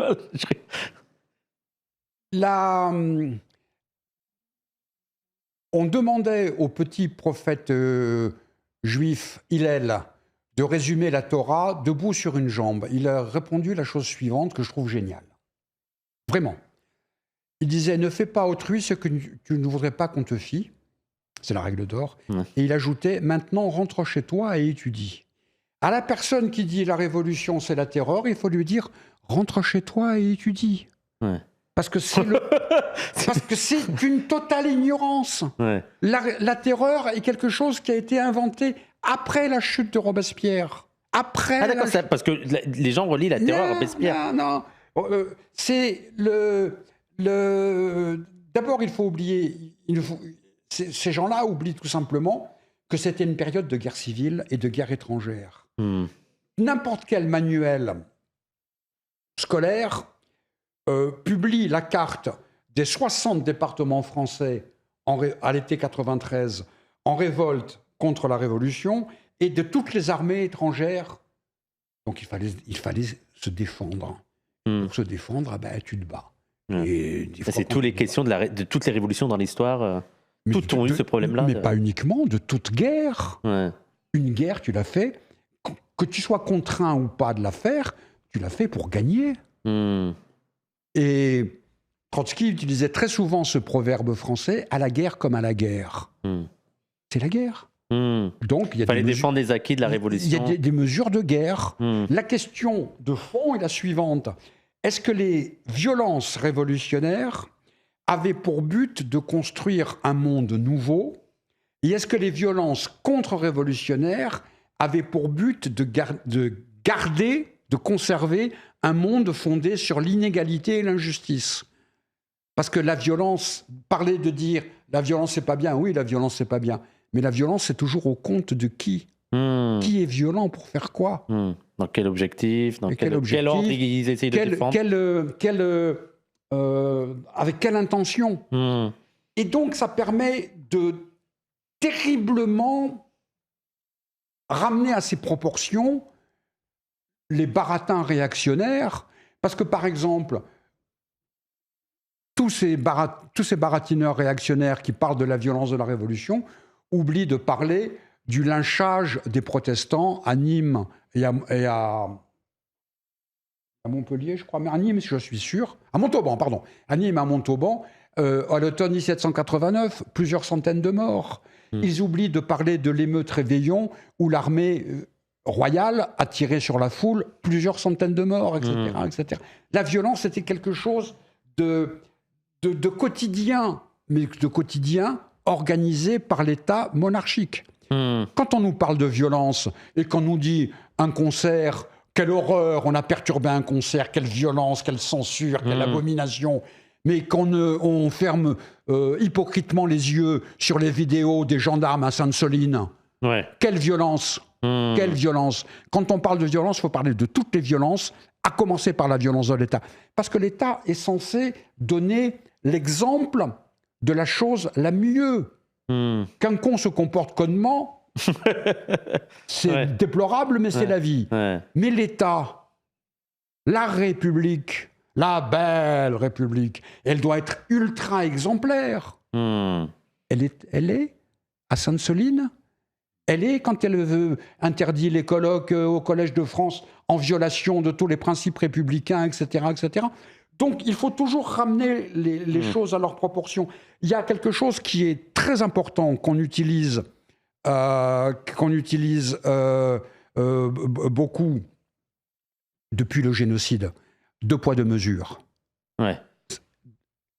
Quand on reproche quelque chose, est-ce qu'on reproche la même chose en face? Et on voit que non. Et donc, pour l'histoire de la terreur, notamment sur la Vendée, on va y venir. Premièrement, c'est extraordinairement surestimé. Extraordinairement surestimé. Tous les historiens sérieux montrent qu'il n'y a pas eu de génocide. Sur la Vendée, ça, c'est sur les génocides de la Vendée. Génocide, ça veut dire que c'est quelque chose d'explicite. Il n'y a rien d'explicite. Il y a des mesures de guerre, mais attention, les mesures de guerre sont faites par qui? Par une armée qui a été formée par les généraux royalistes. D'accord. C'est les mêmes ou leurs descendants, qui avaient massacré les protestants, les Camisards, etc. Et après, il y a un problème social réel, extrêmement important, qui est très bien expliqué, paradoxalement, peut-être mieux par les romanciers comme Balzac et Victor Hugo que par les historiens. Quand vous lisez les Chouans de Balzac, il montre que ce sont des paysans pauvres qui sont du côté des Vendéens contre les bourgeois des villes. D'accord. Parce que les bourgeois des villes vont leur piquer les peu de terre. D'accord. Victor Hugo, dans 93, montre là aussi cette chose-là, comment la bourgeoisie, là, au sens de l'élite prédatrice, l'élite urbaine prédatrice, parce que eux, quand ils se servent, ils se servent. Hein. C'est pas... va foutre en l'air, y compris des communautés villageoises arriérées. Ils sont arriérés, est-ce leur faute? Ouais. Est-ce leur faute? Et c'est pas un hasard si Babeuf, par exemple, a utilisé l'argument de la Vendée pour dire que c'est pas comme ça qu'il faut faire. Ouais. Babeuf a utilisé le terme qui a été déformé, le terme populicide. C'est totalement différent de génocide. Ouais. Populicide, c'est on liquide des gens. Parce que Babeuf était un écrivain, il n'arrêtait pas de trouver des termes formidables. Parce que la révolution, si elle est faite, et elle est faite au nom du peuple, ne peut pas se comporter, Victor Hugo l'explique très très bien dans 93, ne peut pas se comporter de manière totalitaire. Ouais. Et pour terminer sur la terreur, il y a quelque chose de très juste expliqué par Marx. Il disait « La terreur est peut-être beaucoup plus l'œuvre de gens eux-mêmes terrorisés qu'autre chose. » Rouille de première. Mais... Et ce n'est pas un hasard si les plus violents, Tallien, Fouché, Barras, etc., vont être ceux qui vont éliminer Robespierre et qui vont s'en foutre plein les poches après la chute de Robespierre. Il y a une continuité. La bourgeoisie, avec toutes les prudences qu'il faut pour utiliser ce terme, la bourgeoisie est fondamentalement une classe sociale prédatrice. Marx parlait les eaux glacées du capital égoïste. Il faut toujours avoir présent. Autrement, on fait, et j'en reviens à ce que j'expliquais sur la Révolution, c'est une coalition. Oui, il y a des intérêts divergents, mais qui essayent de... Et qui, à un moment, vont se battre contre la monarchie absolue. Mais leurs intérêts sont profondément antagoniques. Mais c'est une coalition. Et la coalition, elle est maintenue par Robespierre pour gagner. Quand la victoire a lieu, que les troupes étrangères sont chassées, on se débarrasse de Robespierre. C'est aussi simple que ça. Donc il faut défendre la figure de Robespierre. La figure de Robespierre se défend toute seule. J'en dis pas plus. Mais parce que c'est quand même quelqu'un, Robespierre, qui est très critiqué. Enfin, à gauche, des gens essaient de le défendre, mais... Non, c'est pas vrai. Les pires calomniateurs contre Robespierre, ce sont des gens qui se réclament de la gauche. Ah ouais? Ah ouais. Je parle pas de la gauche radicale. Je parle pas de... Quand je dis gauche, La gauche molle. Pour moi, le mot gauche, je n'arrive pas à mettre suffisamment de mépris quand je parle de la gauche. D'accord. Si la gauche, c'est Gage, Hollande, Olivier Faure. D'accord. Ouais. C'est les béquilles de Macron. Et ces gens-là, ils considèrent que la révolution, elle a un peu exagéré. Oui. Mais d'ailleurs, c'est aussi ce qu'on voit dans les livres autour de ça, c'est aussi la question extrêmement difficile de qu'est-ce que c'est un gouvernement révolutionnaire qui peut paraître contradictoire et de surtout continuer à faire vivre la révolution malgré toutes les menaces, et comme tu as dit, des menaces qui sont intérieures et de menaces extérieures, et ça on l'a vu dans toutes les révolutions. Et ça peut mener parfois à des actes que certains vont trouver répréhensibles, mais il y a quand même l'intérêt de protéger des avancées qui sont menacées de toutes parts. Il y a cela, il y a aussi l'extraordinaire nécessité de l'éducation. Je suis en train de... Au printemps prochain, si tout va bien, je vais sortir un bouquin sur la Révolution française et les femmes. Et je travaille là maintenant, sur le chapitre consacré à l'éducation des jeunes filles pendant la Révolution. C'est extraordinaire l'inventivité révolutionnaire. Je ne veux pas dire que tout était génial, etc. Mais il y avait une volonté pour les jeunes gens, comme pour les jeunes filles, d'éduquer les prochaines générations. Et pour la libre pensée, qui se veut une société philosophique d'éducation populaire, l'éducation populaire, c'est considérable. C'est considérable. C'est très stupide à dire, parce que je vais faire un compliment et j'ai horreur de faire des compliments, mais c'est ce que tu fais. Oh, c'est gentil. Comme ça, je peux revenir. Mais tu vas revenir pour parler de la Corse. Sans problème. Ça, on fera un épisode sur la Corse. Parce que tu es corse aussi. L'éducation est nécessaire. Ouais. C'est pour ça que la réaction sait très bien ce qu'elle fait. Quand elle massacre l'instruction et l'éducation des jeunes générations, elle le fait pour maintenant, elle le fait pour avoir une génération d'ânes, de gens qui ne savent pas lire et écrire et calculer leur salaire, etc. Mais elle le fait aussi pour l'avenir. Et c'est pour ça qu'elle leur met dans la tête toutes les merdes réactionnaires possibles. C'est politique, mais au sens plein du terme. Il faut décérébrer la jeunesse. Et c'est pour ça que ce que nous faisons comme militants, tout le travail politique est indissociablement lié à un travail d'éducation populaire, d'éducation militante, etc. Et là, tu as parlé tu prépares un livre sur la Révolution et les femmes. Qu'en est-il d'un point de vue féministe ? C'est quoi ? C'est qu'il y a eu des avancées avec la Révolution, mais elles sont relatives, elles n'ont pas... Alors, parce qu'elles ne sont pas incluses dans la Déclaration universelle des droits de l'homme. Alors, comme tu as dit, on en a parlé juste avant, tu avais cité quelqu'un qui parlait de l'égalité des hommes, quel que soit leur sexe, mais ça reste relatif. Alors, avant cela, comme nous sommes diffusés en direct, d'après ce que j'ai compris... Oui, tu as un événement ce week-end ? Voilà, ça, c'est la page publicitaire.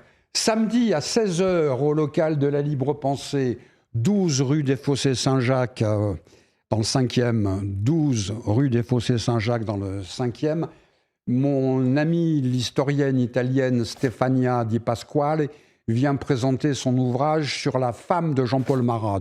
D'accord. Et elle vient d'Italie exprès. Pour ça, donc, ça permet d'aborder la question, tiens, justement de la femme de Marat.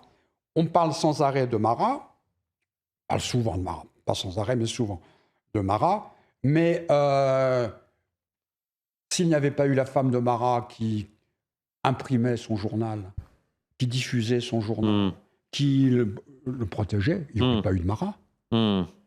C'est valable pour le journal de Babeuf, le Tribun du Peuple. C'était son fils et sa femme qui imprimaient, colportaient, etc., etc. La question des femmes sous la Révolution est non pas compliquée, est très compliquée, est très compliquée pour nous. Parce que nous voyons les femmes de la Révolution avec le regard de 2025. C'est une catastrophe. Or... Elle s'appelait comment, la femme de Marat ? Simone Évrard. Simone avec 2 N. Ok. Très curieux. C'est que les femmes au XVIIIe siècle étaient considérées comme la partie indissociable du couple. La femme, ou l'homme d'ailleurs, n'existait pas. C'était le couple ou la famille. L'unité de base de la société n'était pas l'individu, mais la famille, ou au moins dans son noyau nucléaire. Ce qui fait... Son noyau nucléaire, quelle faute de français épouvantable. Dans son noyau, ou dans sa forme nucléaire. Le noyau nucléaire, c'est un pléonasme de première. Bravo. Oui, je l'avais remarqué, moi. La fatigue arrive. Donc, il y a eu des avancées incontestables. Le droit au divorce par consentement mutuel ou par simple volonté. Le droit au divorce vient en 1792, il va être abrogé, et pour que ça soit dans les mêmes termes de libéralisation du divorce en France, il faudra attendre 1975. 1975. Oui, ma grand-mère n'a pas eu le droit de vote. Ma mère, même, comment dirais-je, quand je suis né, ma mère, d'après la loi, ne pouvait pas avoir de carnet de chèques et de compte bancaire. Ne faisons pas de la France... Donc, la Révolution française, par rapport aux femmes, a eu des moments extraordinairement compliqués. Mais attention, parce qu'il faut bien se mettre dans le contexte de l'époque, où il va y avoir des vrais combats féministes et des misogynes épouvantables. Le plus grand médecin de l'époque, mais vraiment un type quasiment le prix Nobel de médecine de l'époque, Cabanis, expliquait que les femmes ne pouvaient pas voter, ne pouvaient pas faire de politique, ne pouvaient pas prendre la parole, etc., parce qu'elles sont physiologiquement inférieures. D'accord. Et il utilisait son truc de médecin pour justifier. Et c'est le plus grand médecin de l'époque qui expliquait ça. Ouais. Donc, comment voulez-vous que le type, le vulgum pecus, puisse... Donc, c'est une situation compliquée. C'est d'ailleurs pour ça que je fais un gros bouquin. Et alors, il y a la figure de Babeuf qui émerge. Toi, tu t'es attaché à cette figure de Babeuf. Pourquoi cet attachement pour Babeuf et quel est l'apport de Babeuf et du babouvisme? Est-ce que ce serait en gros la dernière tentative d'une révolution absolue et radicale, le babouvisme, dans l'histoire de la Révolution française? Alors pourquoi cet attachement? Je ne sais pas. Ouais. Je ne sais pas. Franchement, je ne sais pas. Mais il était sympathique quand même. Je veux dire, faut aimer le personnage pour travailler. Oui, parce que par exemple, sur la question de la femme, c'est un de ceux qui était le plus évolué, si j'ose dire, puisqu'il disait... Je suis quasiment certain de ma citation, que s'il fallait considérer l'inégalité des sexes, ce serait souscrire à la dépravation de l'espèce. D'accord. C'est quand même pas mal. C'est quand même assez fort comme, surtout à l'époque. Comme formule. Babeuf, c'est quoi? C'est non pas le premier communiste, comme on l'a dit un peu trop souvent. Parce qu'on le présente souvent comme ça, oui. Voilà. Mais ce serait le proto-communiste? D'abord, le mot communiste n'existe pas à l'époque. Ouais. Donc, c'est dans le meilleur des cas, un anachronisme. Mais il y a eu des communistes avant lui. La différence de Babeuf, c'est que c'est le premier communiste politique. Pour lui, réorganiser la société et aboutir à l'abolition de la propriété privée ne peut passer, et c'est là l'héritage de la Révolution, notamment du jacobinisme, ne peut passer que par la prise du pouvoir, la forme insurrectionnelle classique. D'accord. La même forme insurrectionnelle qui aboutit à la chute de la monarchie le 10 août 1792, à la chute des Girondins le 2 janvier 1793, etc. Lui, c'est une nouvelle révolution qui va aboutir à la suppression de ce qu'il appelait la propriété particulière. Il ne disait pas propriété privée. Donc, c'est à la fois le dernier et le premier. Le dernier de l'époque révolutionnaire, et c'est le premier qui envisage une forme nouvelle de sociabilité politique et une revendication nouvelle, l'abolition de la propriété privée. L'emmerdement dans tout ça, c'est que, étant le dernier d'une catégorie, le premier d'une autre, tout un paquet de chercheurs et de chercheuses lui ont de fait dénié toute épaisseur personnelle. Et donc je me suis attaché, j'ai essayé de m'attacher à l'épaisseur personnelle, psychologique, humaine du bonhomme. D'où le bouquin. La biographie. Voilà, donc la biographie. Parce qu'on en faisait une sorte de poteau-indicateur. Là derrière, la révolution de 93, là devant, la future révolution marxiste, et moi je ne sers qu'à indiquer le chemin. Non, il a existé comme bonhomme. Donc est-ce que ce bonhomme, avec ses contradictions, par exemple, je ne sais plus à qui j'expliquais ça, dans tous les textes de Babeuf que je connais, peut-être qu'il y en a qui t'ont échappé, mais bon.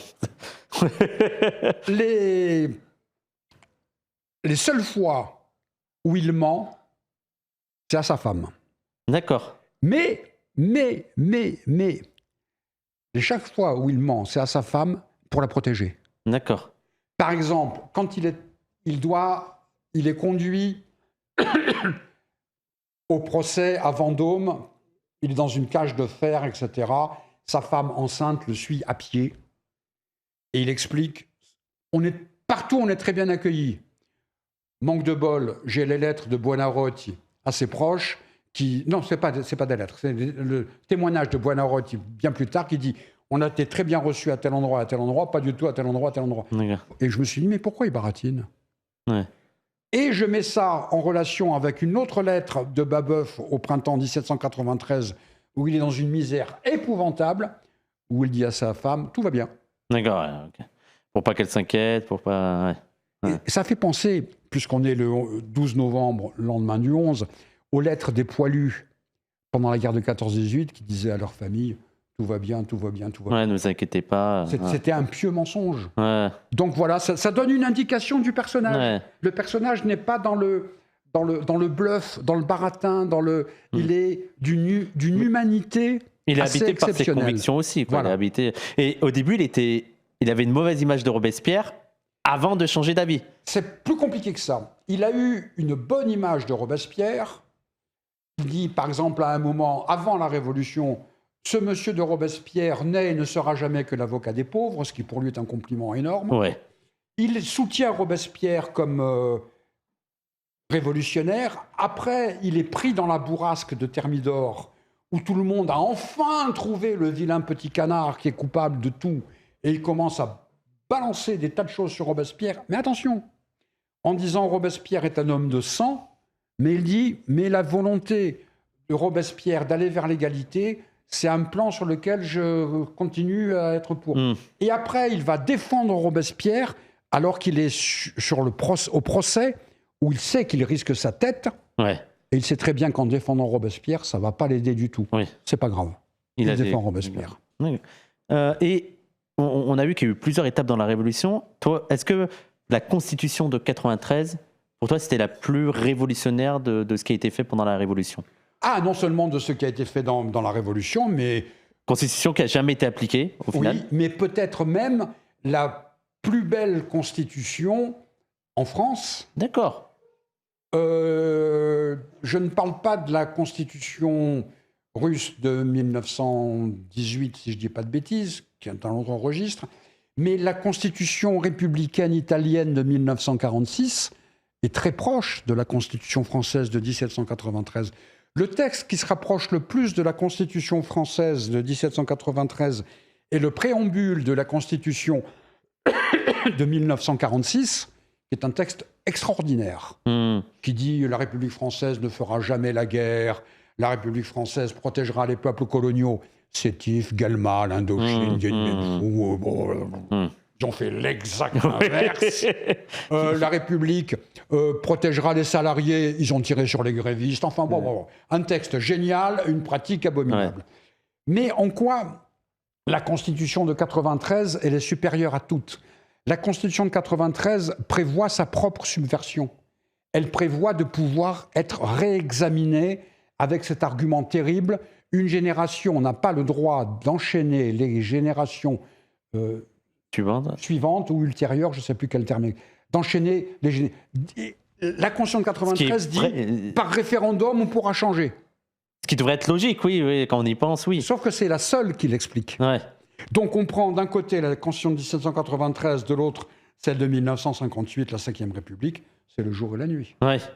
Ouais. Il nous reste plus beaucoup de temps. Avant qu'on passe au petit jeu, on va avoir des petites figures. Quels enseignements avec la vie politique qu'on mène actuellement? On voit le blocage total de la vie politique en France sur les élections.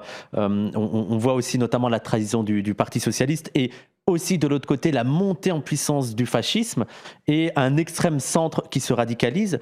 Est-ce que étudier la Révolution peut nous aider à avoir des leçons à retenir pour lutter aujourd'hui? Alors d'abord, sur la Constitution de Paoli, je vois le chat. Ouais.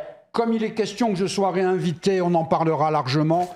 Je suis un grand, je ne vais pas dire inconditionnel, pour moi, Paoli est un révolutionnaire de la trempe des Washington, des Cromwell, des Robespierre, de ce genre de personnages. J'insiste bien, on ne peut pas mélanger l'histoire et la politique. Ouais. Même si à certains moments, je ne suis pas emmerdé pour faire des petites vacheries. Et ça, c'est le défaut du personnage. L'intérêt, l'immense force de la Révolution, je l'ai dit au début, je le redis, la Révolution française nous a prouvé que absolument rien d'impossible n'existe pour l'esprit humain. Non. Rien d'impossible. Ça me permet de faire une parenthèse. La montée du fascisme, c'est pas si simple que ça. Parce qu'il y a, si on voit la montée du fascisme d'après les sondages, c'est incontestable. Il y a quand même eu, avant les dernières législatives, 27 sondages consécutifs qui ont expliqué que, tirez-vous en Suisse, Bardella arrive. Les résultats ont prouvé que c'était pas si simple que ça. Alors, il y a toute une campagne énorme d'intoxication des médias, France Info, France Intox plutôt, on devrait l'appeler. Oui, on l'a vu là dernièrement avec un... Ah, Ouais. c'est... C'est bien France Info elle, avec le sondage. Oui, Hollande avec 6,5%, oui. au même niveau que Mélenchon avec 12%. Voilà, bon. Ouais. France Intox, CNews. France Macron. Bon, etc. C'est une réalité. Mais, si c'était si vrai que ça, Mamdani n'aurait pas été élu à New York. Ouais. Qu'est-ce qu'ils ont fait? Non pas le Democratic Socialist of America, qu'est-ce qu'ils ont fait? Ils ont fait l'acte militant basique. Ils sont allés voir les gens. Toc, toc, toc, bonjour, nous sommes. Toc, toc, toc, bonjour, nous. Une vraie campagne de gauche. J'aime pas le mot gauche. Pour moi, la gauche, c'est utile dans le code de la route. D'accord. Mais il suffit de se tourner pour ne plus être à gauche. Une vraie campagne populaire. Une vraie campagne du mouvement ouvrier démocratique. D'accord. C'est un peu plus long, mais j'adopte. Pardon? C'est un peu plus long, mais je suis OK. Mais c'est la réalité. La gauche, ça ne veut rien dire. Ouais. Oui, c'est lié à l'Assemblée nationale, c'est lié au... C'est du baratin. Ouais. Ça aussi, on aura l'occasion d'en reparler. De toute façon, tu vas revenir, c'est sûr. Donc, c'est ça que donne la Révolution française. Rien n'est immuable. Ouais. Qui aurait parié, il y a 2 ans, qu'un immigré musulman allait être le maire de New York, la capitale économique du monde? À 34 ans. À 34 ans, ça va changer l'an prochain, il aura 35, hein, fais gaffe. Non, mais en plus, c'est les jeunes, c'est ça que je veux dire. Non, mais c'est hallucinant. C'est New York, c'est pas Pétaouchnok-les-Bains, c'est pas la banlieue, c'est la capitale économique du monde. Et avec un taux de participation comme jamais il y a eu. Pourquoi? Parce qu'ils ont fait une campagne de militants, frappés aux portes. Bonjour, nous sommes ça et nous voulons ça. Et les gens expliquent, oui, c'est pas un programme terrible. Les crèches gratuites, les bus gratuits, le soutien à la Palestine, parce qu'on nous dit que la dénonciation du génocide, c'est les bonnes âmes de gauche du Parti socialiste. Il ne faut pas parler de la Palestine. Mamdani n'a parlé sans arrêt. Les juifs orthodoxes, et pas uniquement orthodoxes, sont battus pour qu'ils soient élus. Oui. À New York, on a vu les vidéos, etc. Il y a un fort mouvement de juifs antisionistes. Les juifs palestinianistes, parce que c'est pas la même chose. Et donc, si je l'ai expliqué hier, j'étais dans une réunion comment dirais-je, pour les municipales de LFI, il n'y a pas de secret. J'ai expliqué une chose très simple. New York l'a fait, Paris peut le faire. Est-ce qu'on peut se terminer là-dessus? C'est une belle formule. C'est très bien. Tu as encore 10 minutes pour le jeu? Ah oui, pardon. Oui. Il y a juste quelqu'un qui arrête. Il y a des gens qui n'ont pas arrêté de me poser la question, mais je ne sais pas si tu regardes le travail de Pacom Thielman. Non, je ne connais pas. D'accord. Donc, mais j'ai enregistré. L'Empire qui n'a jamais pris fin, un truc comme ça. D'accord. Comme ça, c'est réglé, les gens. Jean-Marc n'a pas encore regardé. On finit par un petit jeu où je te propose 8 figures. Très vite, il y a 3 catégories. Révolutionnaire Absolument. soft. New York l'a fait, Paris doit le faire. Je suis d'accord avec ça. Quant à la personne qui a écrit vraiment trop fort, Chiappa, c'est excessif. Juste trop fort. Ouais. Donc, Jean-Marc, je te présente des gens. Tu me dis très vite si c'est révolutionnaire sans adjectif, révolutionnaire soft, ça veut dire oui, bon, il a participé, mais c'est pas ouf, ou contre-révolutionnaire. D'accord. Okay, ça va être difficile de résumer en un mot. Hein. Tu fais comme tu le sens. Mais de manière générale, je fais les choses comme je le sens. On y va. Avec la première figure, c'est Danton. C'est un révolutionnaire, même s'il y a des choses discutables.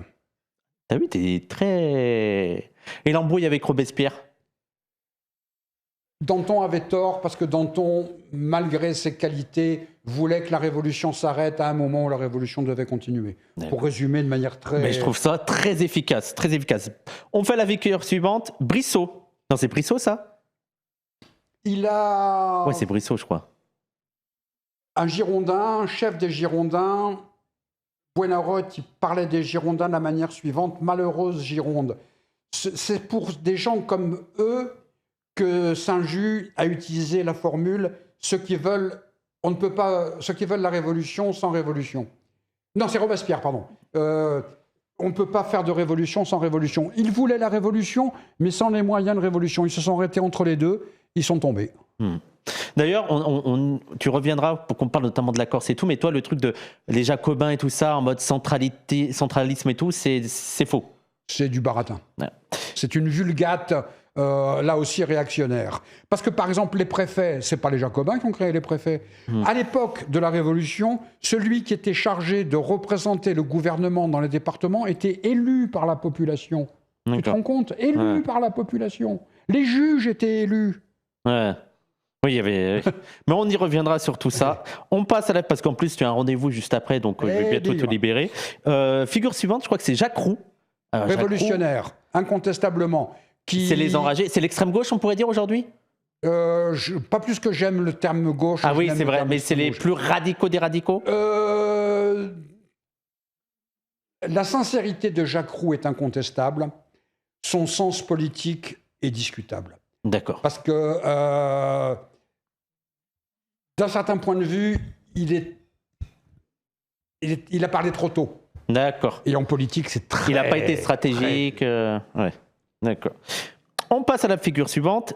Ouh là là, Joseph de Maistre. Contre-révolutionnaire, c'est évident. Ouais. C'est quelqu'un de très intelligent. Par exemple, il utilisait la formule suivante: nous ne voulons pas une révolution contre, nous voulons une contre-révolution. C'est très, très fort. Oui. Ça fait partie des contre-révolutionnaires, il y a un peu de respect ou pas ? Le théoricien de la contre-révolution, lui et Bonald, ça me fait marrer tout ce que les écrivaillons du 20e et 21e siècle écrivent comparé à lui, c'est du pipi de chat. On continue. Boissy d'Anglas. Ah, c'est un révolutionnaire, quoi qu'on puisse en paraître.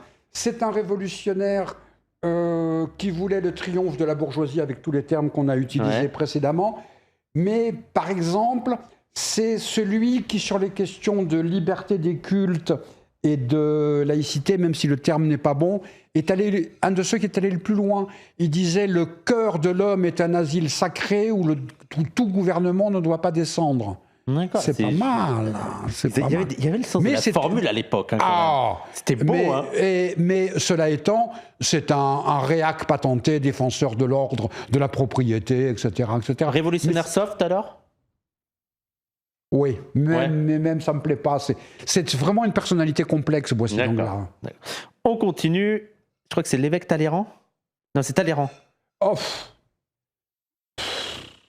Mais Talleyrand, c'est pas celui qui avait amené à dire que les biens de l'Église devaient aller à l'État ? Oui, parce qu'il voulait se servir. Ah, d'accord. Ok.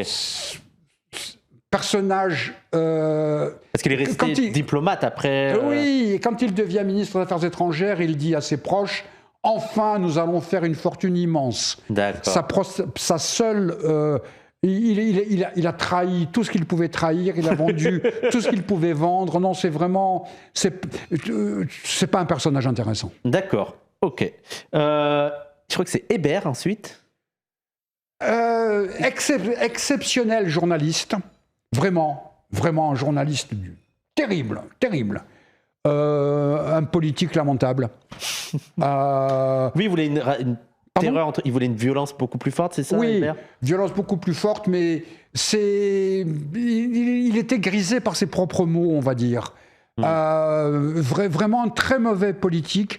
Par contre, au niveau, il n'est pas le seul, mais au niveau de la puissance journalistique, c'est exceptionnel. C'est quand même un révolutionnaire malgré tout. Et on finit avec la dernière figure, Bonaparte. Bonaparte, qui a grandi à Ajaccio.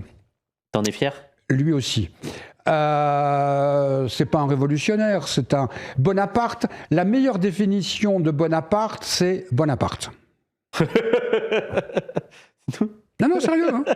Et c'est lui qui a terminé, qui a mis le dernier coup de plat. C'est lui qui met en place vraiment de manière aboutie, dans le détail, l'ordre qu'on va appeler faussement bourgeois. Le code Napoléon est encore en vigueur. Hein. Il n'y a eu que quelques amendements, notamment sur la femme et sur le divorce, mais les préfets Ils ont encore plus de place maintenant. Mais qui a créé les préfets? C'est lui, etc., etc. Qui a créé le bonapartisme dans la Ve République s'inspire? C'est lui. Eh bien, écoutez, on va terminer là, on va remettre le chat. Je rappelle juste avant que je te laisse une petite conclusion et aussi rappeler l'événement de samedi. Je rappelle tes ouvrages, certains de tes ouvrages, parce que je pense qu'il y a une quinzaine de livres. Rajoute. Ouais, vingtaine, je sais pas combien tu es. Tu es encore loin de Onfray. Onfray, c'est plus de 100. Après, Non, moi, je trouve ça pas. bizarre d'écrire autant de livres. Mais on y reviendra. Tout d'abord, celui-ci, Découvrir la Révolution française aux éditions sociales, hein, c'est bien ça? Absolument. Oui, c'est Éditions sociales, qui est pour moi l'une des meilleures portes d'entrée. C'est une très très bonne collection. Ouais. C'est vraiment une collection. Oui, toutes les éditions de Découvrir, il y a Découvrir Marx, Hegel, Lukács, vraiment, ils font un excellent travail. Donc là, c'est Découvrir la Révolution française. Il y a celui-ci, Gracchus Babeuf, aux éditions Fayard. Aux éditions Fayard, il y a aussi Relire la Révolution française, Absolument. qui est le dernier qui est sorti. Le dernier de cette... Pour l'instant, pour le moment. Le dernier pour le moment. J'ai lu aussi celui-ci, Une histoire de la libre pensée aux éditions L'Harmattan. Aux éditions L'Harmattan, il y a aussi lui, Pour la défense de la Révolution française, à l'occasion du 220e anniversaire. Mais les questions qui sont posées là-dedans sont toujours d'actualité. Et j'avais mis aussi La France n'a pas de racines chrétiennes aux éditions Libertaires. Absolument. Est-ce que tu as un dernier point à nous dire comme conclusion, Jean-Marc? Un immense plaisir d'avoir été invité ici. Je me permets d'insister la présence de... Qu'est-ce que tu lis? J'arrive pas bien à lire. C'est quoi que tu lis? Il n'a pas un PDF? Un PDF de conseils d'arronnage? Ah non, c'est une private joke. En gros, ils se disent que tu as une attitude de prof quand même, mais qu'ils adorent. Moi, très prof de... Genre, je t'engueule, je te fais la leçon, mais de manière sympathique. Ils adorent. Ah, mais mes élèves se marraient avec moi. Et moi, j'imagine. Et moi, je me marrais avec eux. J'imagine. Moi, j'aurais adoré t'avoir comme prof. Il y a rien... C'est tonton, voilà. Un cours... J'expliquais à mes élèves, c'est très simple. Vous pouvez vous emmerder, mais si vous emmerdez, je vais m'emmerder moi aussi. Bah oui. Donc, mais tu rends ça passionnant quand même. On sent que tu es habité par le sujet. Oh non, pas tonton Jean-Marc, quelle horreur. C'est comme Youssef. Youssef déteste qu'on l'appelle tonton Youssef. Mais je sais bien que mon pote Youssef, c'est tonton. Merci infiniment. Merci à toi. C'était chouette comme tout. Et tu reviens. De toute façon, on va te réinviter. Je veux dire, il y a 150... sujet de discussion à avoir avec toi, ne serait-ce que sur la Révolution encore. Vous dire, on a vraiment, j'ai l'impression qu'on a juste débroussaillé le terrain, mais même sur la Corse, tu reviendras avec Jeanne qui était dans le chat, Jeanne, pour parler de la Corse. Les gens aussi, n'hésitez pas à soutenir l'émission, n'hésitez pas à faire les dons Twitch, n'hésitez pas à donner sur le lien Tipeee, sur le lien Streamlabs, mais surtout sur le lien Tipeee, notamment pour le plateau. Merci à Milan et Samos qui ont assuré à la technique. Merci à tous. Merci Jean-Marc. Et comme le chat le demande, bigre. Bye.